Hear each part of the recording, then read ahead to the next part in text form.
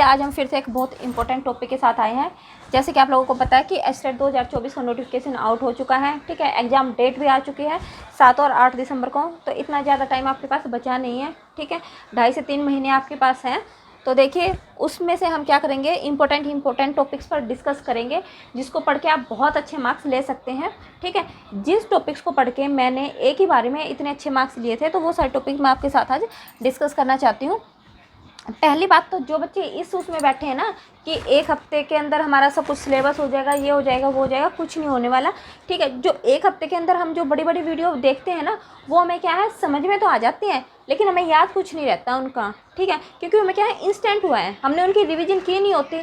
हाँ, वो उनके लिए फ़ायदा है जिनका बेस क्लियर है, अच्छा है, जिनको सिर्फ रिवीजन चाहिए होती है, तो ऐसे वीडियो देख के रिवीजन से उनका काम हो जाएगा। लेकिन जिनका बेस क्लियर नहीं है, अच्छे से डीपली नॉलेज नहीं ली है, तो वो क्या है बिल्कुल भी ना बैठे, अभी से अपनी तैयारी शुरू कर दें। तो फटाफट से देखिए डिस्कस करते हैं एस्टेट 2024 के बारे में। पहली बात तो आपको पता है 150 मार्क्स का क्या आता है, पेपर आता है, ठीक है। 150 ही क्वेश्चन होते हैं, हर एक क्वेश्चन 1 नंबर का होता है। नेगेटिव मार्किंग इसके अंदर होती नहीं है, ठीक है। अब हम तीनों लेवल की बात करेंगे, चाहे पीआरटी हो, टीजीटी हो, पीजीटी हो। पीआरटी में क्या होगा, आपका 5 पोर्शन आएंगे, ऐसे टीजीटी में क्या है 5 पोर्शन आएंगे एक तरीके से, और टीजीटी में क्या आएंगे 5 पोर्शन, ठीक है। 5 पोर्शन का मतलब ये है कि पीआरटी में तो अलग अलग 5 पोर्शन आएंगे, लेकिन टीजीटी में क्या है 3 पोर्शन तो सेम, जो पीआरटी वाले 3 पोर्शन सेम, और जो 4th और 5th है ना वो मिक्स होकर एक ही आता है, ठीक है। वहाँ पर इकट्ठे 60 क्वेश्चन अलग से आते हैं, ऐसे पीजीटी में 60 क्वेश्चन वो अलग से आते हैं। तो देखिए बारी बारी से डिस्कस करेंगे, कोई टेंशन लेने की बात नहीं है, हर एक उसका क्या है हर एक प्रॉब्लम का सोल्यूशन यहाँ पर बताया जाएगा। देखिए पहले पीआरटी लेवल की बात करते हैं। पीआरटी में 30 नंबर की आती है सीडीपी आपकी, 30 नंबर की आती है आपकी लैंग्वेज में 2 पार्ट होंगे, ठीक है। 15 नंबर आपको इंग्लिश को देखने के मिलेंगे, 15 नंबर आपको हिंदी के देखने मिलेंगे, ठीक है। उसके बाद अगला जो पोर्शन आएगा ना, थर्ड पोर्शन जो आएगा ना, वो भी 3 हिस्सों में बटा हुआ होगा।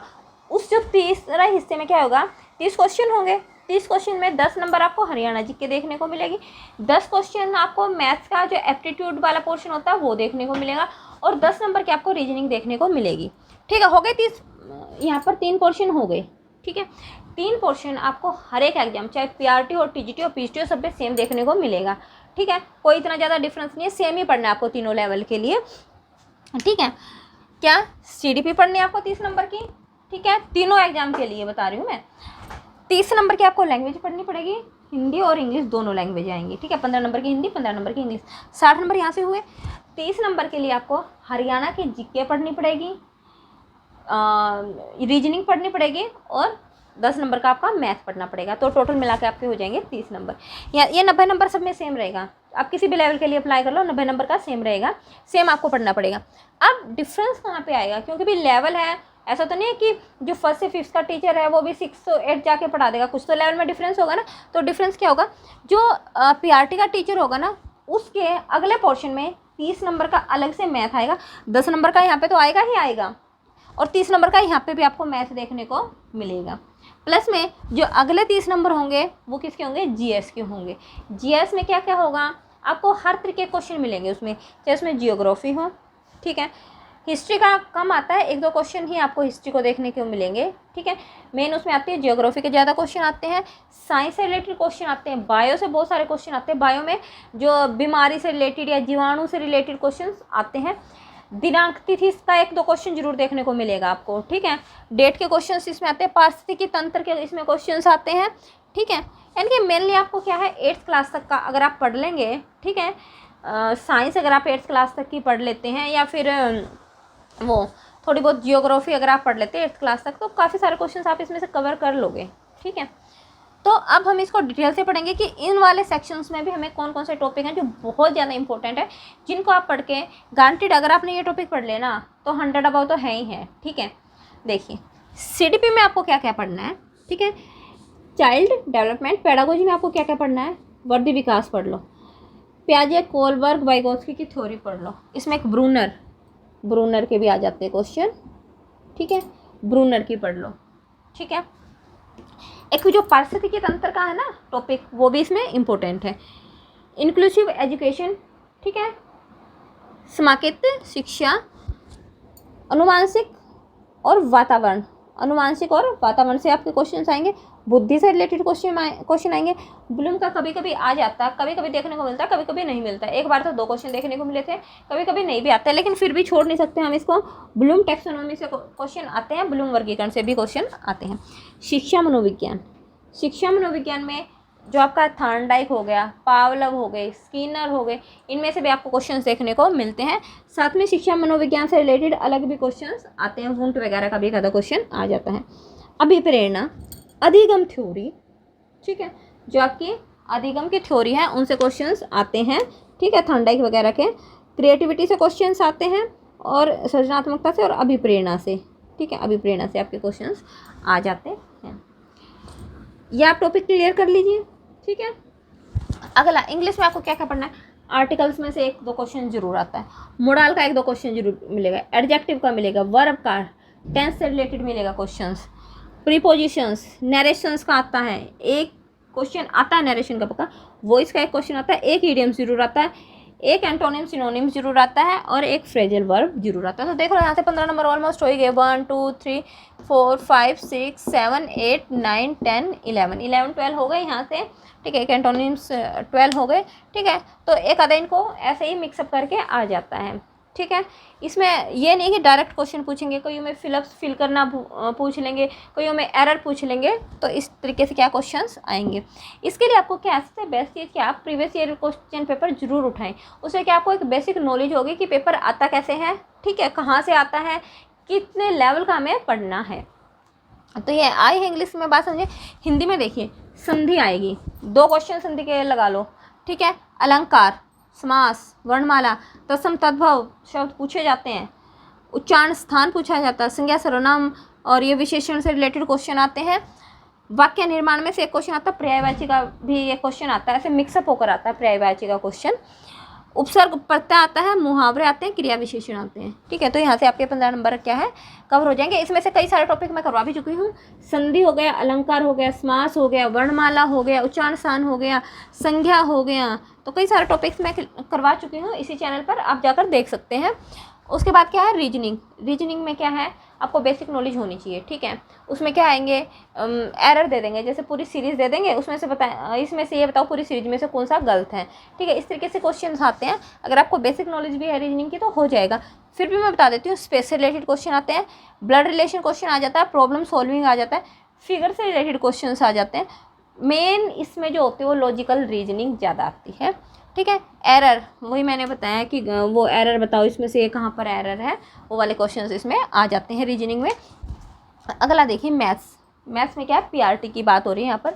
नंबर सिस्टम से क्वेश्चन आते हैं, रेशियो से, प्रोपोर्शन से, 2D 3D, profit loss, time work, percentage, SI CI, simple interest, compound interest, average, distance, geometry, LCM HCF और DI। अगर मैं इनकी बेसिक बात हो रही है जो मैंने वो बोले हैं, 8th क्लास तक तो आपको पढ़ना ही पढ़ना है। इसके लिए अगर आपको मार्क्स चाहिए तो 8th क्लास तक तो मैथ करना ही करना है। हाँ 9th का भी, 9th 10th के भी आ जाते हैं, कई बार 2-4 नंबर के आ जाते हैं 9th 10th तक। अगर आप 10th तक अगर मैथ कवर कर ले तो बहुत अच्छी बात है, लेकिन नहीं तो अगर आप 8th क्लास तक भी कर लेते हो तो मेरे ख्याल से 20 से 22 नंबर आपके ईजिली इसमें से आ जाएंगे, ठीक है। 20-22 या 23-24 तक भी आपके आ सकते हैं। 9th 10th का आता है लेकिन थोड़ा आता है, ठीक है। अब उसके बाद आते हैं जीएस। जीएस वही मैंने बोला था किस में से पढ़ना है, 8th क्लास तक अगर आप पढ़ लेते हो तो बहुत होता है पीआरटी के लिए। तो मेरे ख्याल से आपको पीआरटी का सारा क्लियर हो गया होगा। अब मैं बात करती हूँ टीजीटी की। टीजीटी की मैंने बात करूँ तो टीजीटी में क्या होगा आपको पता है, 90 नंबर का तो वही सेम रहेगा, ये वाला ये वाला ये वाला ये वाला और हरियाणा जीके और 10 नंबर की वही मैथ, ठीक है, मैथ आपका आ जाएगा। अब जो 60 नंबर का इसमें होगा ना, 60 नंबर का वो क्या आएगा आपका सब्जेक्ट से रिलेटेड होगा। क्या होएगा, सब्जेक्ट से रिलेटेड होगा। आपको जिस भी सब्जेक्ट में आपको टीजीटी टीचर बनना है, आपको उसका मिनिमम 10th क्लास तक का आपको आना चाहिए, ठीक है। 11th 12th पढ़ लो तो बहुत अच्छी बात है, लेकिन मेन इसमें 10th क्लास तक का तो आता ही आता है। अगर आप 10th क्लास तक का पढ़ लेते हो तो 60 में से ना 40 to 45 मार्क्स आपके आ जाते हैं, ठीक है। थोड़े बहुत 5-10 नंबर का आता है भाई, ये बात नहीं है, 11th 12th का भी आता है, लेकिन मेन इसमें जो 40 से 50 के बीच में जो नंबर आते हैं वो 10th क्लास तक ही आते हैं इस 60 नंबर के में, ठीक है। लेकिन उसमें 10th क्लास तक आपको ये नहीं कि वो चीज़ पढ़नी होनी, सारी चीज़ पढ़नी है उसमें। मान लो आपको हिंदी का कर रहे हो तो हिंदी का आपका क्या है, वो जो लेखन पार्ट होता है ना, कविता वगैरह सब कुछ, वो जो बुक होती है ना प्रॉपर बच्चों की, वो सारी पढ़नी पड़ेंगी। उसमें से भी आता है 10 नंबर का, ठीक है। ये कविता किसने लिखी, इसके कवि कौन है, इसके रचयिता कौन है, ये कुछ लाइन्स दे देते हैं, ठीक है, कि ये लाइन बताओ किस के द्वारा लिखी हुई है, या कौन सी कविता में से ये लाइन लिखी है, तो आपको पढ़ना पड़ेगा। व्याकरण तो पढ़नी ही पढ़नी है, साथ में आपको वो वाला पार्ट भी पढ़ना है। ऐसे ही इंग्लिश में भी लिटरेचर का भी पार्ट आता है और ग्रामर का भी पोर्शन आता है। साइंस में भी आपको तीनों बुक पढ़नी पड़ेंगी, फिजिक्स, केमिस्ट्री और ये आपकी बायो, ठीक है, ये भी आपको पढ़नी पड़ेंगी। पहले मैथ की मैं बात करूँ तो पहले क्या होता था, 60 में से ना, मतलब कि कई सारे क्वेश्चन साइंस के आते थे, कई सारे क्वेश्चन मैथ के आते थे पहले, जब मैथ का जब टीजीटी का होता था ना एस्टेट। लेकिन अब क्या रूल 2 साल से ना चेंज हो गया, अब इसमें सिर्फ मैथ के ही क्वेश्चन आते हैं। पहले होता था कि 25-30 क्वेश्चन साइंस के आते थे और बाकी मैथ के आते थे। लेकिन अब क्या, अगर मैथ का टीचर बनना है तो उसमें मैथ के ही आपको क्वेश्चन देखने को मिलते हैं, ठीक है। तो ये टीजीटी का था। पीजीटी की अगर मैं बात करूँ तो सेम, यहाँ तक तो सेम वही रहना है 90 नंबर का। उसके बाद आपको सब्जेक्ट से रिलेटेड 11th 12th मस्ट आपको पीजीटी के लिए पढ़ना। उसके बाद ग्रेजुएशन का भी थोड़े बहुत क्वेश्चन उसमें आ जाते हैं, यानी कि 5 से 10 नंबर का फ्लैक्चुएट होता रहता है, कभी 7-8 नंबर के आ गए, कभी 10 नंबर के आ गए, कभी कम के आ गए, तो 5 to 10 के बीच में फ्लैक्चुएट होते रहते हैं, ठीक है। तो 60 नंबर के लिए आपको क्या करना है, पीजीटी लेवल के लिए भी आपको 19 मार्क्स तो यहाँ से हो, 90 मार्क्स तो आपके यहाँ से हो गए इधर से, लेकिन जो 60 मार्क्स का आपका होएगा वो आपको स्पेशल सब्जेक्ट से रिलेटेड होगा। और मुझे लगता है अगर आप इन 90 नंबर पे ज़्यादा फोकस कर लेते हो ना, मान लो आपको ये है कि भाई हम इतना ज़्यादा नहीं पढ़ पा रहे, इतना नहीं हो पा रहा, देखो आपको जिस चीज़ का टीचर बनना है उसकी तो आपको नॉलेज होनी ही होनी चाहिए। लेकिन अगर आप मैं एस्टेट की बात करूँ तो ये जो पोर्शन है 90 नंबर का, इसमें आप जितने से जितने मार्क्स ले सकते हो ना, उतने आपके लिए बेस्ट है, ठीक है। तो इन सब के अलावा आपको क्या करना है, अगर मैं हरियाणा जीके की अगर मैं बात करूँ, हरियाणा जीके, देखो हरियाणा जीके हो गया, रीजनिंग हो गया, ठीक है। इसके लिए आपको क्या है, प्रीवियस ईयर मस्ट है, प्रीवियस ईयर उठाओ पढ़ो। अब प्रीवियस ईयर कौन से उठाने, चाहे वो पीआरटी का हो, चाहे वो टीजीटी का हो, चाहे पीजीटी का हो, ठीक है। सारे आज तक के एस्टेट उठा लो, ठीक है, प्रीवियस ईयर उठा लो। बहुत सारे नहीं उठा सकते, जैसे 2011 से स्टार्ट है, 2011 से नहीं उठा सकते, तो क्या है कम से कम 7-8 साल के तो आपको करने ही करने पड़ेंगे। तो सारे प्रीवियस ईयर के क्या कर लो, पेपर आप उठा लो, तो उसमें हरियाणा जी की आपकी ऑलमोस्ट कवर हो जाएगी। रीजनिंग भी आपको बहुत सारे क्वेश्चन आपके कवर अप हो जाएंगे, मतलब देखने को मिलेंगे। बहुत सारे क्वेश्चन रिपीटेड होते हैं प्रीवियस ईयर के, ठीक है, तो वहाँ पर भी आपको क्या चांस बढ़ जाते हैं।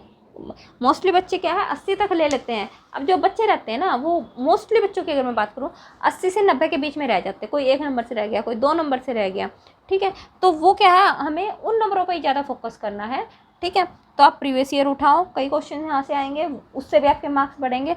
ये बुक्स उठाओ, ठीक है, इनसे आपके मार्क्स बढ़ेंगे, ठीक है। तो अब इनको मैं क्या है बारी बारी से वैसे इन सारे टॉपिक्स को मैं कवर कराऊँगी, ठीक है।